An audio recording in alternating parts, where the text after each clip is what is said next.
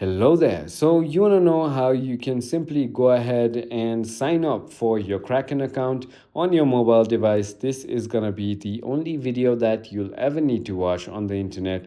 So with that being said, let's just get straight into the video.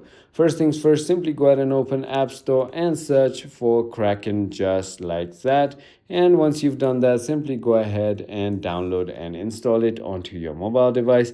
Finally, once you've done that, simply go ahead and tap on open. And now, as you can see, you're going to be on this screen right over here.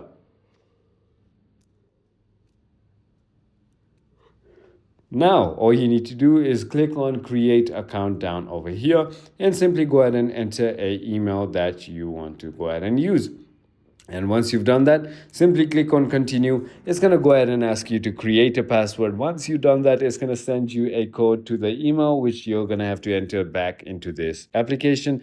And once you've done that, your account will be ready. So I hope this video was helpful to you. If it was, hit that like button and I'll see you.